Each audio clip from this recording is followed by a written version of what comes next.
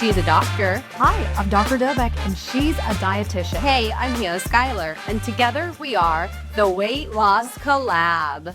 And today, the star of our show will be Hannah Schuyler, registered dietitian. We are going to break down all things nutrition. Yes. Weight loss nutrition specific to bariatric surgery. Talk a little bit about even the weight loss medications in here and how to fuel your body. There's so much stuff actually in social media right now, really negatively targeting the Ozempic, Wegovy, Mounjaro, Zepbound, tirzepatide, semaglutide, basically weight loss medication, the GLP-1s, and nutrition and losing muscle mass. Yes, that is a huge thing. And that's honestly, it's not wrong to be worried about that. And I think that's something that we should all focus on. And that, I mean, talk about just like jumping into it, like that's what we're talking about when we talk about protein intake after bariatric surgery. So think about when you have excess body weight, basically you have stores of energy in that. And our body can kind of use two different things. It can use fat for energy or it can use muscle for energy. Now, that's not what we want. We want to use the fat stores, right? And that's the best store, right? That's what people want to lose. Well, when we're losing weight, first of all, some amount of muscle mass loss is pretty much inevitable, especially if you are losing significant amounts of weight. It just breaks down. And so that's fine. I think the goal is that we don't want that to like outpace. You don't want that to be where all of your weight loss is coming from. We want to lose the fat and then just have some of that muscle that can't prevent it. But okay, so I'm gonna get sciencey for a second. It's been a minute since I've done a little bit of sciencey thing. I already know. I know, just gonna tell you. So when we think about what is muscle, it's made up of something called amino acids. And you probably heard that before, like complete proteins and amino acids, or maybe you take an amino acid supplement or, whatever it might be. So our body is, that's what our muscles are made out of. It is also what all proteins are made out of. So when our body also needs amino acids to function in different ways. So they act in different pathways, chemical pathways in our body. They help with blood production and just literally how you're functioning is all amino acids. So if you're not getting them from the diet, your body will then turn to your muscle stores to get what it needs. And so we have this like needing of calories, needing of just overall energy, and then also these amino acids. It will just break down your muscles to get that. So what we have to do is we have to feed it to our body instead. So you have to get it from the diet. And that way you're protecting that muscle as best as possible. And so then hopefully we're going to turn to those fat for just that extra energy that you need when you were on a reduced calorie diet, which is ultimately what somebody who is on a weight loss journey, whatever it is, you need to be on a lower calorie diet than what your body expects in a day. That's how you lose weight. Now, something like bariatric surgery, you're going to end up on a very low calorie diet early on, especially. I mean, I see people in the first couple of weeks who are on maybe 800 calories a day. And you think like, well, aren't they going to starve? Like, no, because they have this excess storage of energy. So your body's going to use that. Same with the weight loss meds. They may not get as low of a calorie deficit because it's not the same process. And so that is really like why protein is so important. And the research, the oldest, like kind of what we've always gone off of the standard has been 0.8 grams of protein per kilogram of body weight. So someone who, I'm just going to use 220 pounds because it's going to be the easiest math to do. So if somebody is 220 pounds, they would be 100 kilograms. And so for them, 80 grams of protein would be what we're recommending, 0.8 grams per kilogram. That is kind of like the older stuff. More and more research is showing that that's the minimum that you really need. Okay. And then, so a lot of people are now recommending more in like the 1 to 1.2. I've seen some people who are doing 1.4 to 1.6. Other factors are going to play into this, like if you have any other chronic diseases. So we talked in another episode about kidney disease, like that is one where you limit protein. So like there are certain times when you're going to limit protein versus having an excess. But for the most part, you're not going to overdo it. I mean, I don't think anybody out there really needs 200, 400 grams of protein a day. People get it, but I don't, and people recommend that. If you see trainers and stuff recommending nourishing advice, I don't think, eventually it's just calories. Protein has calories, so it's just you're getting calories from one place or another. So, and then the other issue with that specific calculation, and this is why I use height as a marker, is if somebody has a lot of excess body weight, and so say somebody is now 440 pounds, right? So they would be 200 kilograms. Well, now all of a sudden we are recommending 200, 250, 300 grams of protein. Right. Okay. And you just, again, you don't really need that. So I look at I use height to kind of estimate what your lean body mass would be and then do a calculation.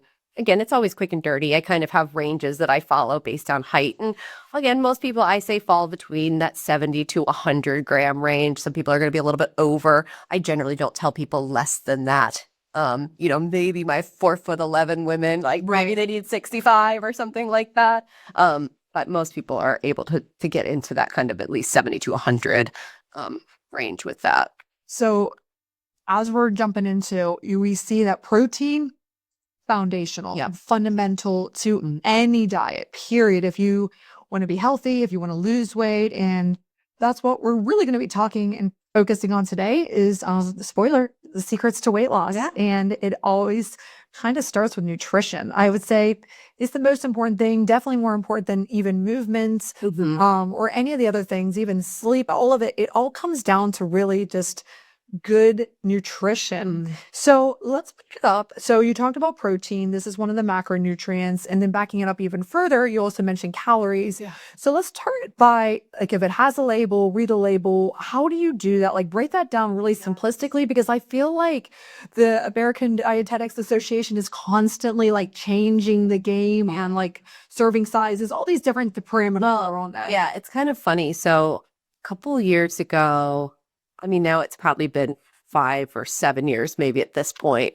And before that, they had this whole plan to update the nutrition label, and then it kept getting pushed back because there was just capitalism, basically. But corporations were pushing back on not wanting to change the labels on things. And so, it depends on who's in charge and all of that. This is all FDA, USDA type things. So like, that's where a lot of that came from. But it did get changed. Finally, that legislation went through. Everyone had to abide by a certain date, whatever that was, maybe 5 or so years ago.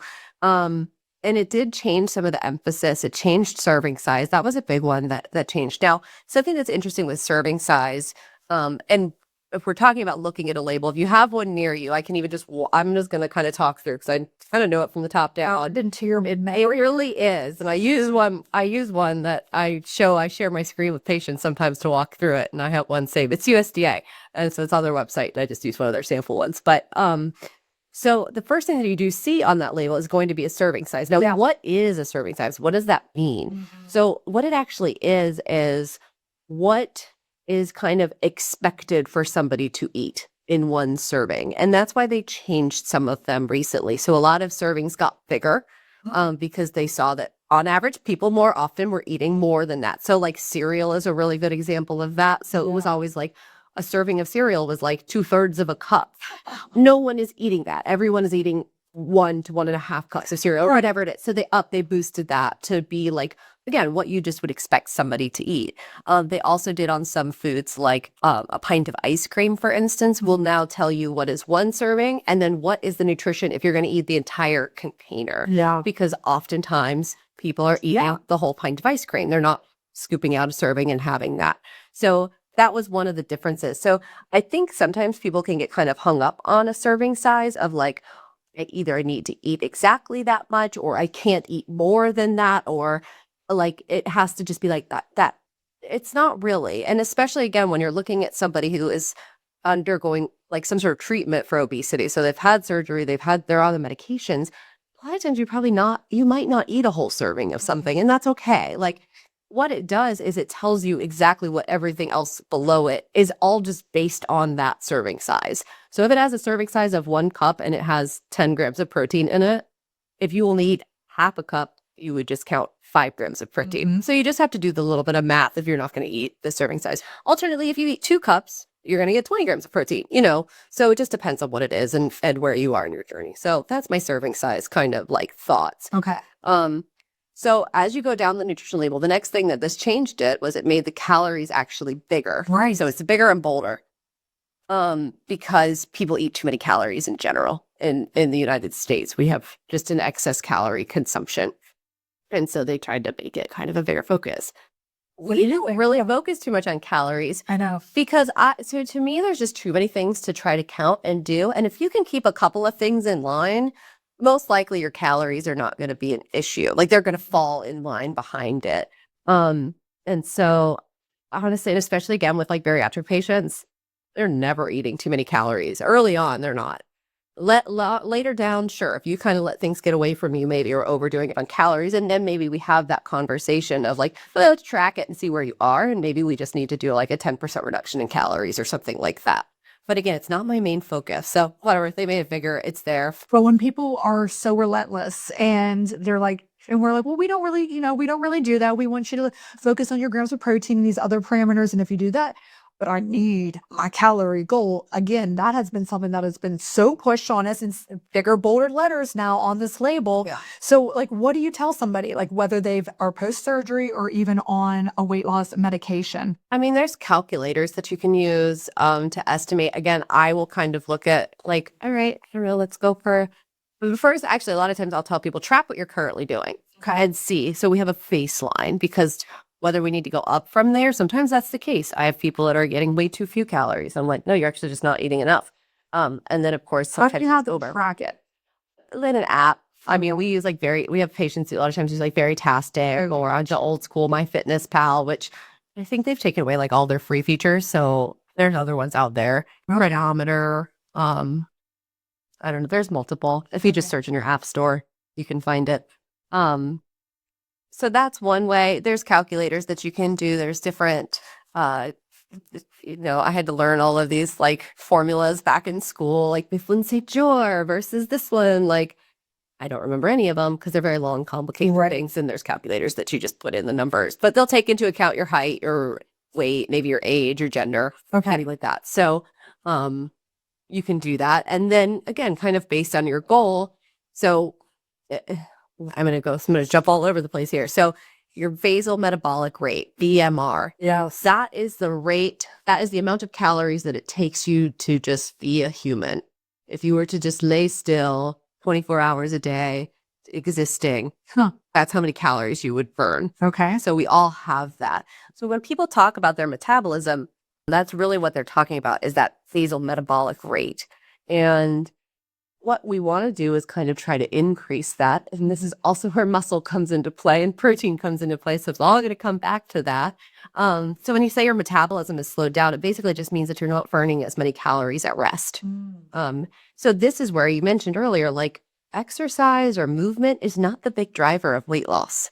Because ultimately, if you're exercising, maybe you get an extra 200 calories that you're burning. 300, if you're a really high intensity, a lot, it could be a lot more than that. But most people are not. If they're going for a daily walk, you're not burning a huge amount of calories. So that's not going to be enough to be that like deficit, or you can very easily out eat that deficit.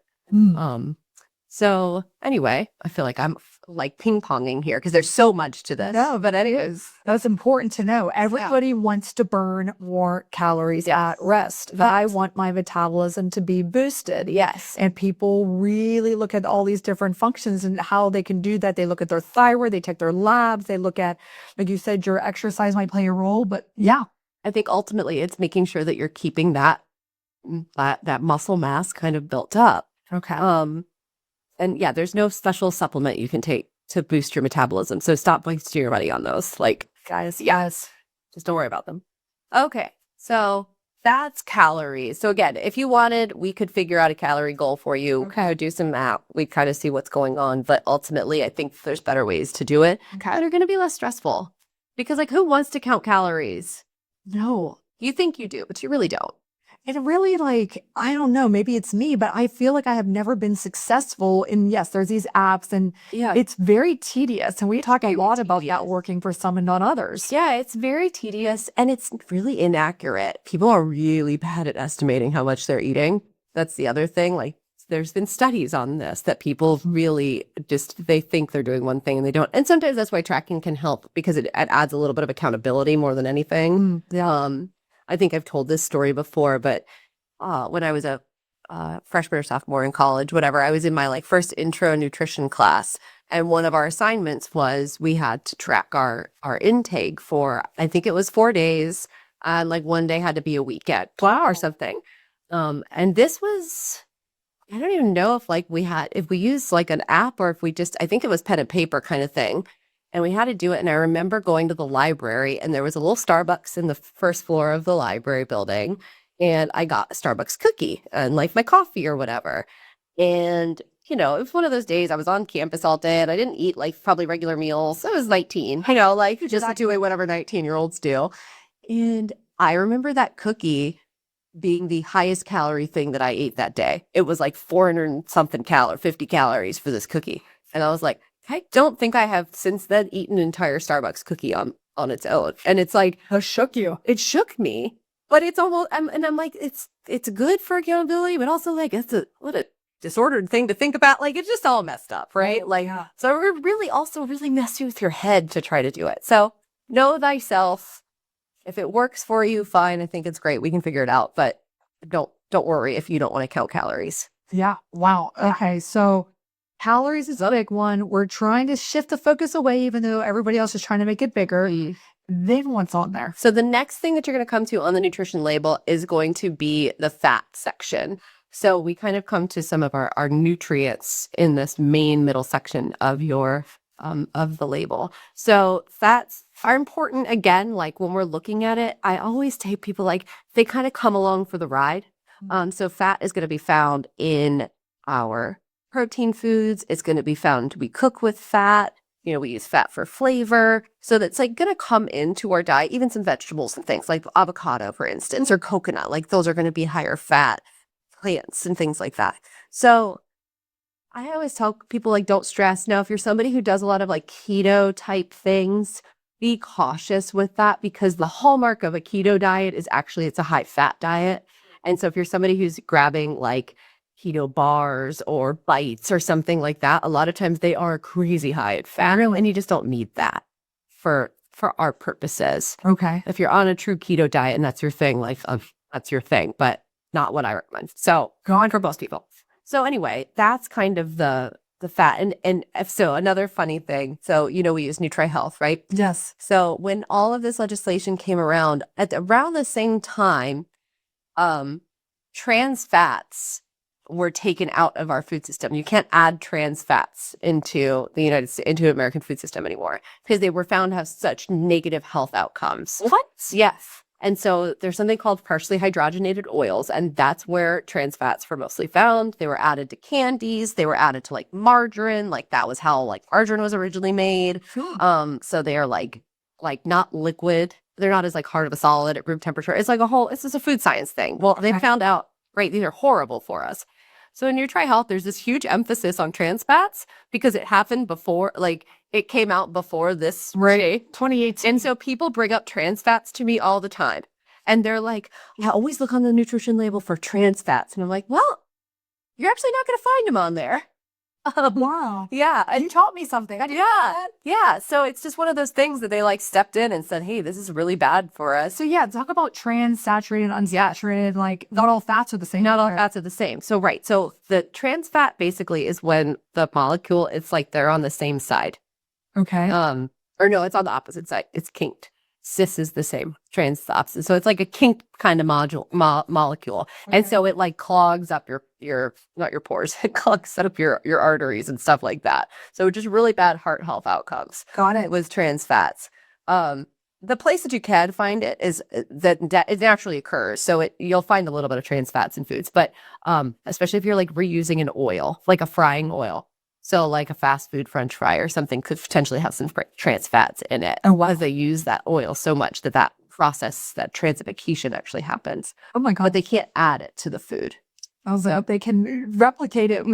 Yeah. Raise around it to get it trans right back in. Yeah. Hook you in. That's just a side effect of frying foods. But anyway, so then there's saturated fat. And that is where like the molecule is saturated with little hydrogens. And that, again, is going to be the thing that kind of clogs you up. And so that is going to be fats that are solid at room temperature. So thinking like butter, lard, and coconut oil, that solid fat that you're going to find in animal products. So like really, really fatty meats, chicken skin. That's where you're going to find a lot of that like saturated fat. And that's kind of what we want to minimize. Again, it's not something that I'm like, here's a level that you're going to go for saturated fat. Don't ever go over it. You keep it to a minimum. If you can swap in an oil for a solid fat, then do that. You know, if you're cooking with something, swap an oil in and that's fine. So that's kind of where the unsaturated fat is except fats that are liquid at room temperature. So our olive oil, canola oil, vegetable oil, all those things, which I'm going to soapbox for a second on those. Go for it. I haven't talked enough yet.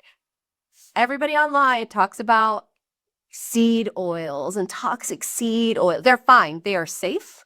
They are healthier for you than animal unsaturated fats.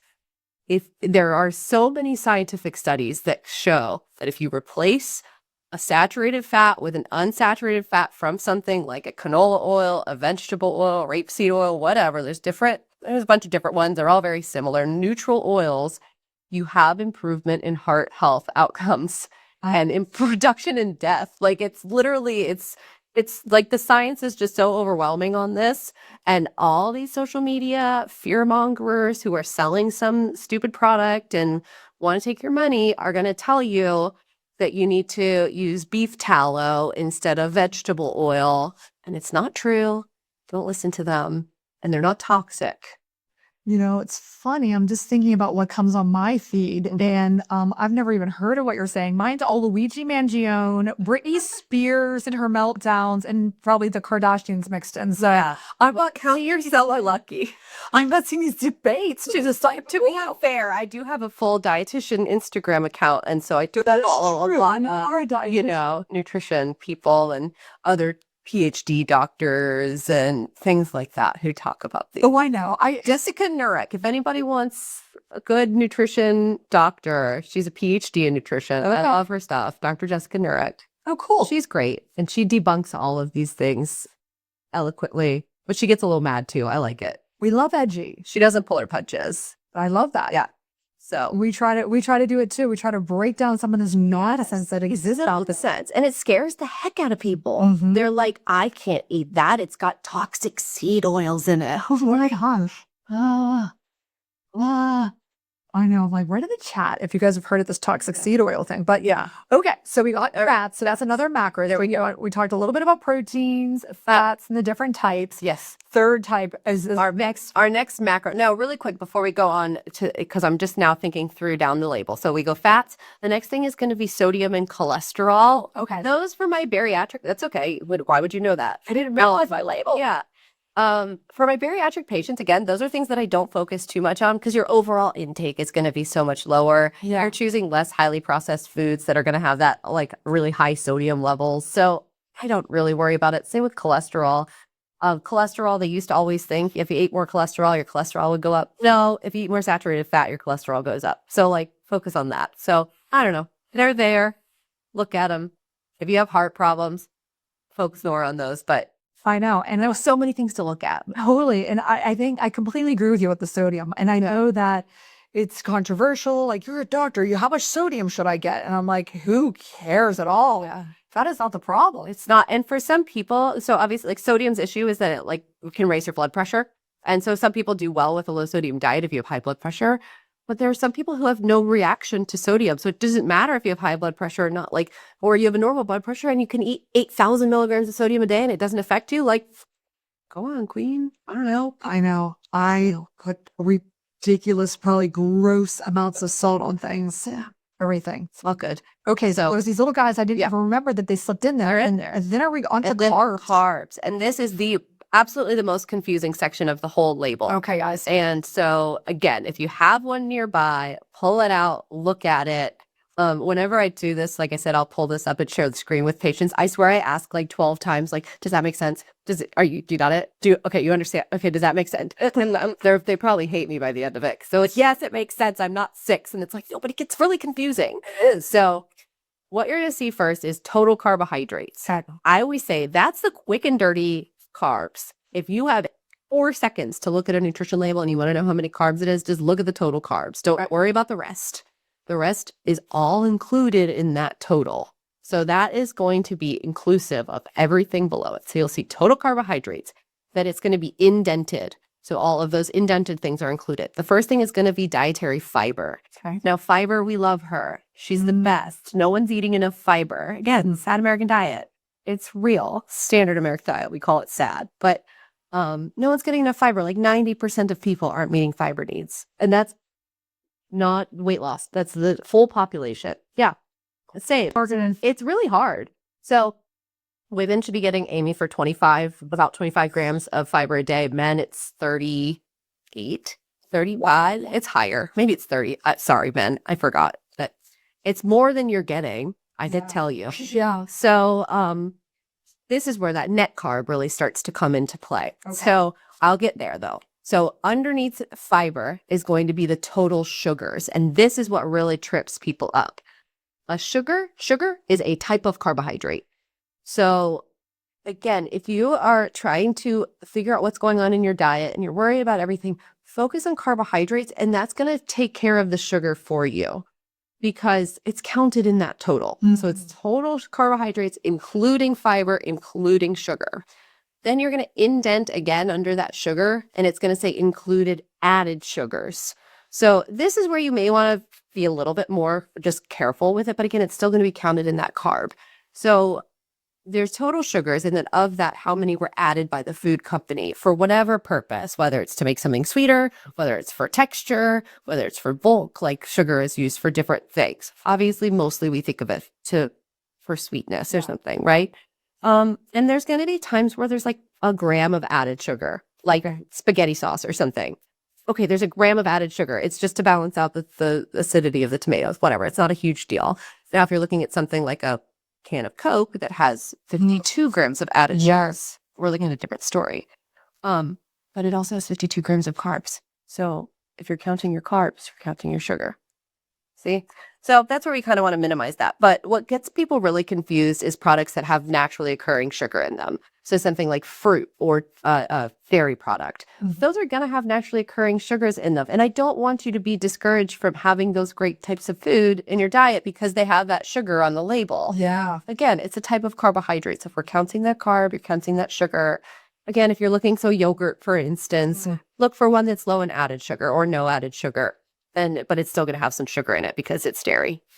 So carbs are not all evil. No, they're not all evil. And really no food is evil, I don't think. But like, everything just has a different purpose and a different value.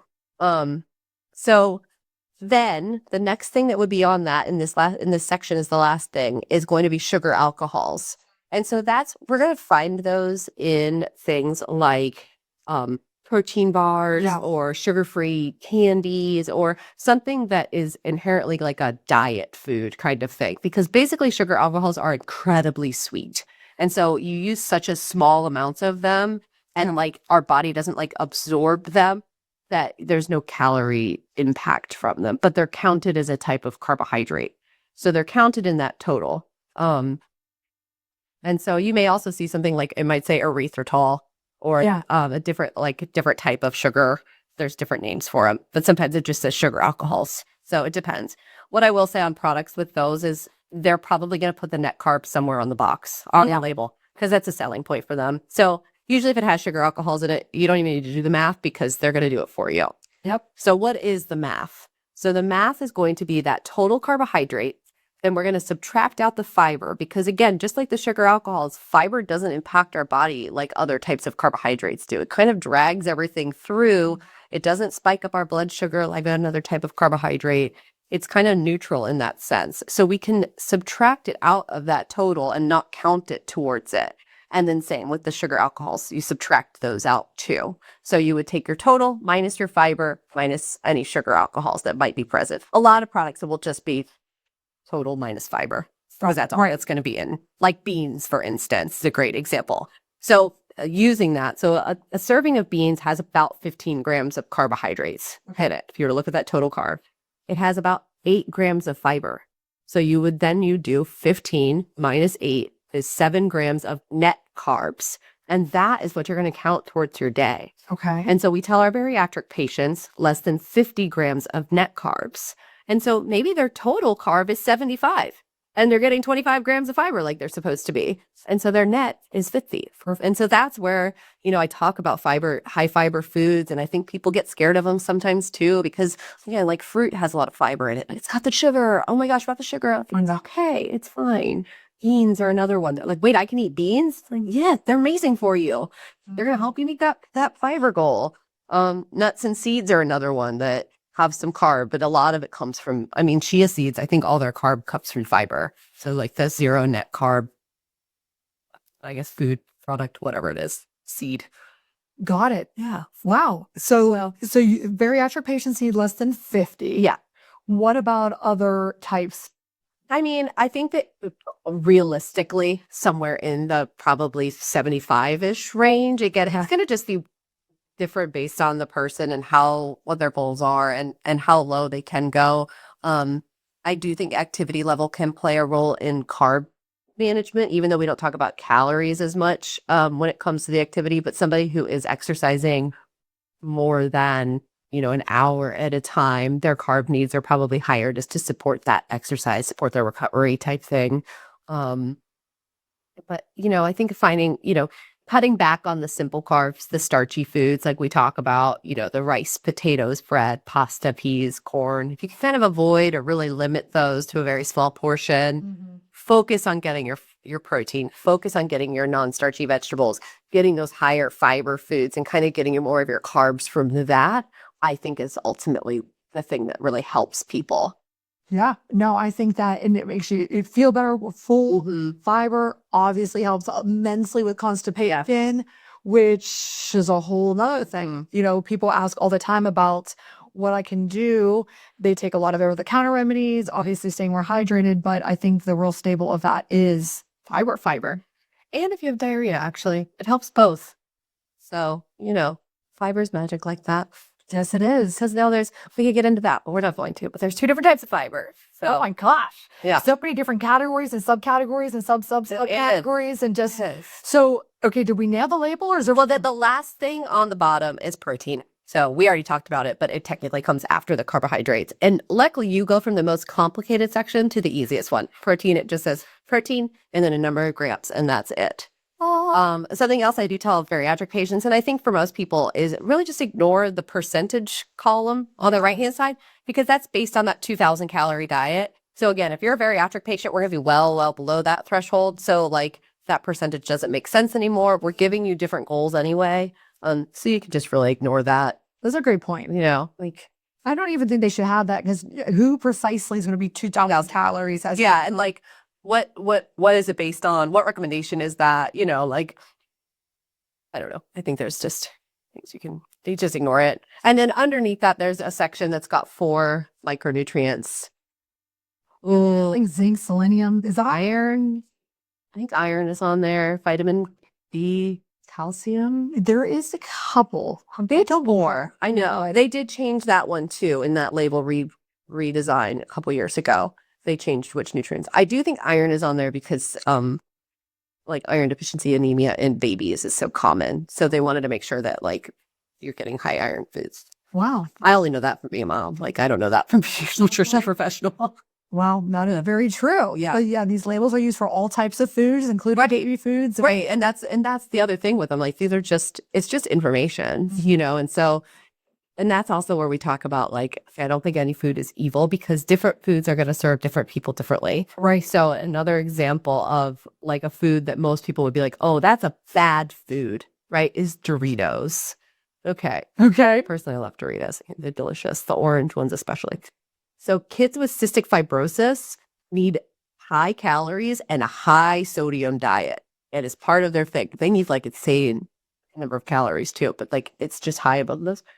Doritos are an excellent choice for kids with cystic fibrosis. Fascinating. Yeah, I remember like in my internship, we did a rotation, like a peds rotation, and it was interesting because the clinic did both obesity and CF, and they had these very different goalposts. Yeah. So they were like, okay, well, Doritos on one half of the clinic, no Doritos on the other half. But it was like, yeah. So that is one of the ways that I feel like we don't want to like demonize foods because sure, Doritos for me every single day is not going to be the best choice in my life.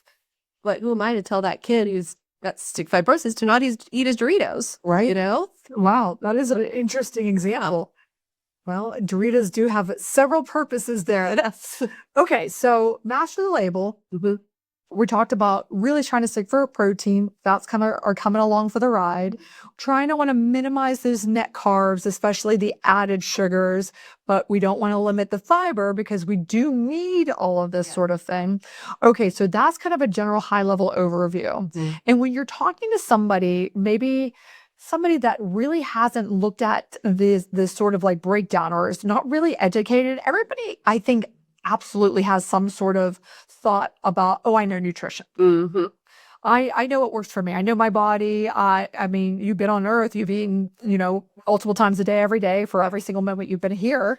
So like, how do you even like broach sometimes like changing behaviors to kind of try to tell them like what is it? How do you like kind of go about this? I think for me, like always looking at a current like diet recall is really helpful, even if it's just a snapshot. And people sometimes just, we have like a questionnaire. So when I see them, they've like hopefully have filled out their questionnaire and it will be like, do your normal breakfast, normal lunch, dinner, snacks kind of thing. And some people literally just write varies, varies, varies. And I'm like, I understand it varies. That doesn't help either of us here. I'm going to have to now ask you again these things, which is fine. I don't mind walking through it obviously with somebody, but yes, we know there's going to be variety, but give me some examples of what you might normally eat for breakfast. Give me something, or if you skip it, give me some examples of what you might normally eat for lunch, or what did you have yesterday?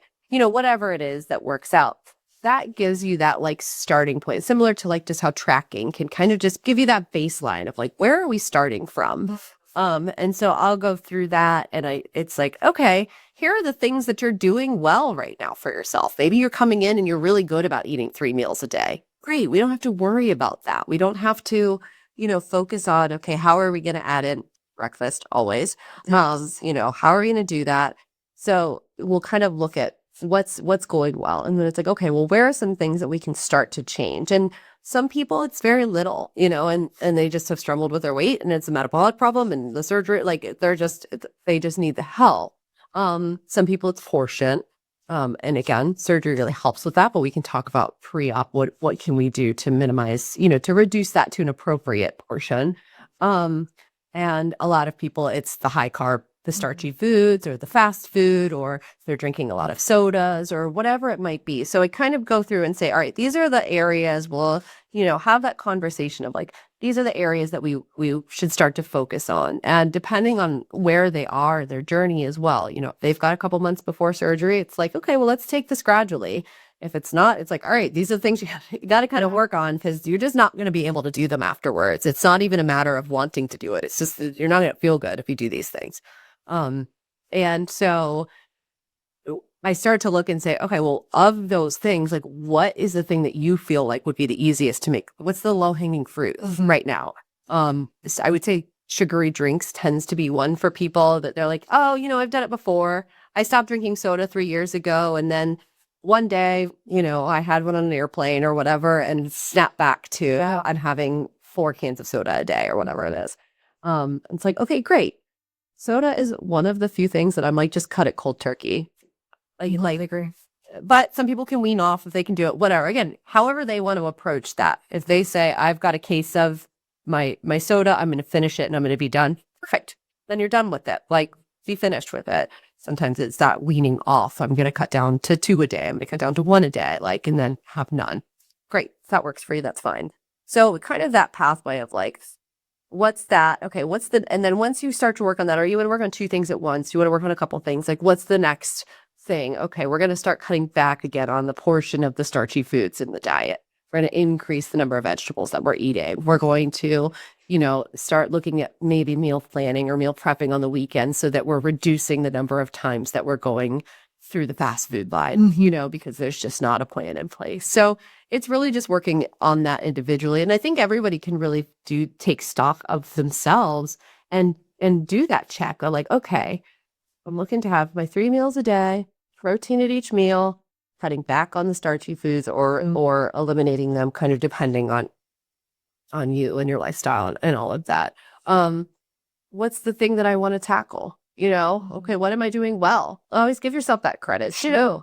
Yeah, I have protein at every meal. A lot of people do. That one is honestly usually especially again, lunch and dinner. Most people are having some source of protein at those meals. It's pretty standard. Breakfast is always the hit or miss one. But looking at that and kind of doing that check of yourself and saying, okay, well, what's one thing I could change and do it for 2 weeks? And then go and say, okay, great. Now I'm going to start to make the second change and do that for 2 weeks and then just snowball it that way. Let me ask you some hot takes on a few edgier things. Is Diet Coke, diet sodas, good thing, bad thing? Neutral. I think they're neutral. All of the research, obviously everybody sees, again, this is like another social media, like it was maybe a year ago now, but some new research came out about aspartame and it was causing, cancer in rats like it always does. And it's like, okay, those rats had an equivalent of like 19 Diet Cokes every day for, 6 months or whatever. And they're rats, they're not humans, and they got cancer. So don't drink 19 Diet Cokes a day. Maybe if you have one every so often, it's fine. I agree. Yeah. What do you think about fast food eating? Are there any fast food restaurants that are okay? And if so, what would you say are like maybe the top 3? Or if you can't come up with 3, maybe the top 1? I would say, yes, I think that you can fit fast food into your lifestyle. And ultimately, because I also want people to live in reality, right? Like you have to live within your actual life. Chick-fil-A probably has some good, decent options. I mean, the grilled nuggets, they have the little kale side salad. They have other really good salads and things like that. Wendy's with their chili. It's a big popular one. Again, they also have some decent salads. I think the other ones, you can get like a bunless burger type of thing. Even like the kids' meals now, you can get them with like the apple slices on the side. So maybe you get that instead of like a French fry or whatever it might be. So I think it's more about the choices that you're actually making at each one. Then if you're going like fast casual, like Chipotle is a great option because it's so customizable. Yeah. You can get a salad bowl. You can do, again, if you're not doing starches, get no rice. You can get the beans. You can get the meat. You can get the fajita veggies, the cheese, the guac, like the salsas. All those are great options. So, I would say that's a go-to. Yeah. And that style of kind of like food, that like really customizable counter service. Yeah. There's a lot of places that have that option. You're not going to sell me on Chipotle. I know. We go there way too much. I'm like their number 1 fan. Yeah. My rewards card is constantly rewarding me. Then that's great. That's kind of a... It's V's favorite too. Me and me are we're too many to apply. We really are. Okay, what do you think about intermittent fasting? Not a fan. Again, I want you to eat 3 meals a day. It makes it really difficult. I think people put this like time restricted eating. And again, especially if you're a bariatric person, like patient, I don't want you intermittent fasting. You're just not going to be able to get what you need in that window. I just think you can't, I don't know. I just don't like it. Not a fan. What would you define intermittent fasting as typically? What is it? I think most people do like a 16-hour fast in an 8-hour eating window. So like maybe you don't eat till noon and then you stop at 8. Okay. There's nothing magic that happens outside of those hours that changes how your body functions with food. And so I think too, people get so stuck on it that like, again, life happens, right? So what happens if you're not able to get your meal in before 8 p.m.? Do you just completely skip that and go to bed completely hungry? And then the next day you're ravenous? Yeah. Like, I don't know. There's already so many restrictions on it. Why are we restricting it by time? The time that I tell people to try to do as best as they can is to be done eating their big meal out 2 hours before bedtime.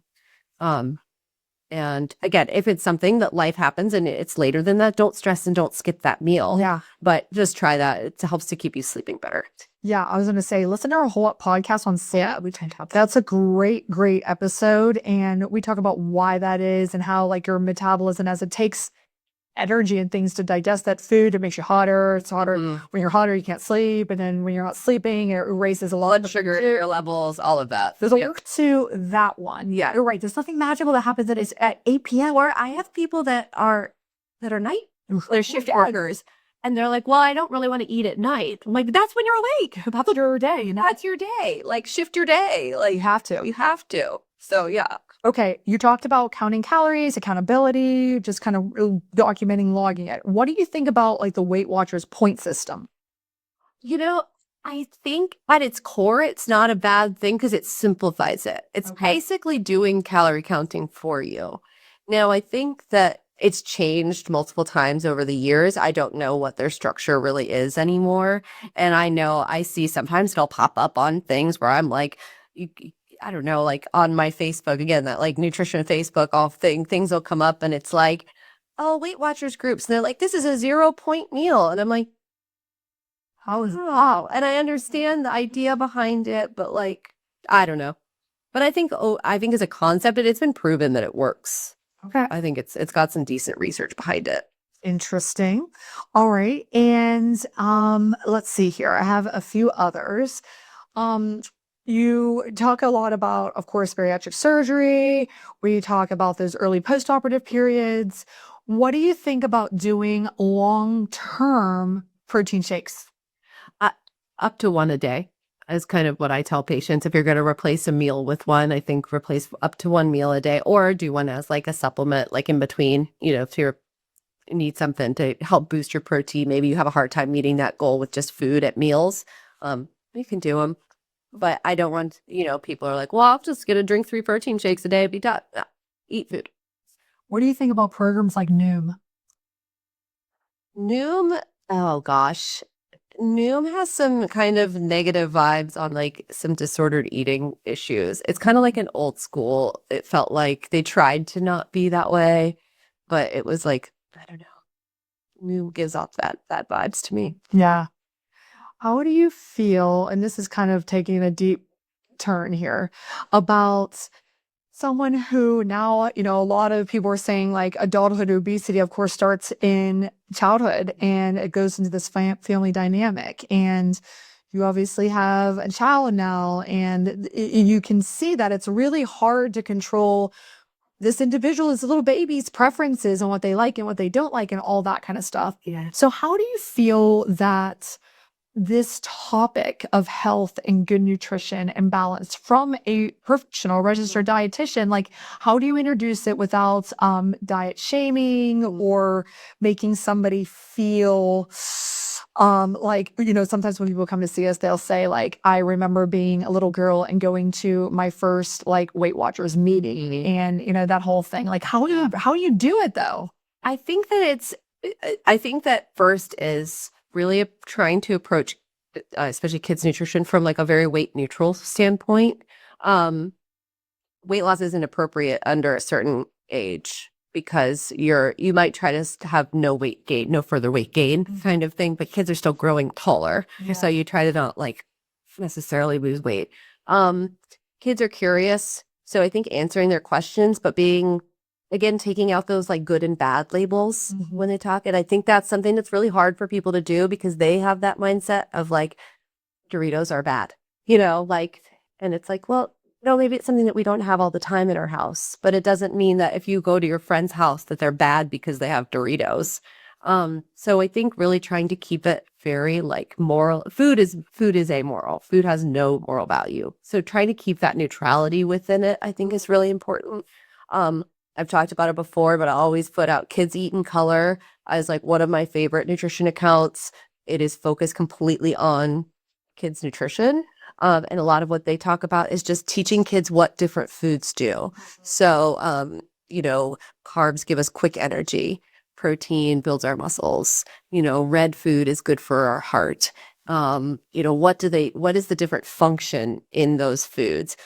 Teaching kids, okay, if you say you overate on Halloween candy, how did your stomach feel after that? Did you not feel great? Okay, so maybe next time we won't eat as much candy, but also not saying that, again, candy is bad, right? You have it sometimes. Halloween happens once a year, so I think that it's just finding that good balance in there. There's also things like you can do kind of restriction that they don't notice. So like for me, instance, we're not giving Alana juice. I'm kicking juice down the line as long as I can. She doesn't need to know that juice exists because she doesn't need it. Sure, on her birthday, she had a cupcake or and had some frosting with it. So she had some added sugar. But other than that, she doesn't get added sugar. And that's okay. I'm not telling her that sugar is bad. she just doesn't really know that it's an option. Yes. I mean, she gets it occasionally. And it gets snuck in there. I've seen it happen. But it's very minimal kind of thing. And so it's again, it's not putting like a hierarchy on the food, but it's just, this is just what we're doing right now. And sure, she's going to drink juice in the future and she's going to have cupcakes and that's part of life. I don't really like juice, so for me, it's not, but, I just think it's one of those things that like kind of control what you can, let go of what you can't. And they're going to get a lot of negative messaging in the outside world. So try to not give them negative messaging at home. They're going to get targeted with ads. There's so much advertising to kids when it comes to food. And that's its own separate moral issue, right? You think of the characters that are sold on kids' foods and the bright colors and where do they actually put things on shelves. And that's its own issue. So, well, I mean, awesome answer. Very good. So my final question to you, which I mean, we get this every single patient, I would say, almost universally, is overall, like, what is eating going to be like after surgery? I know you talked about kind of, I like food. I culturally need it at this time. I want to participate. This is how I celebrate. This is how I grieve things. I have an emotional connection to it. There's so many different layers that's beyond just eating for subsistence. How do you feel like, for the most part, life is like from a nutrition standpoint after bariatric surgery? I tell patients when they bring that up, like they're like, okay, what does this look, what does eating look like after surgery? I get that question for sure.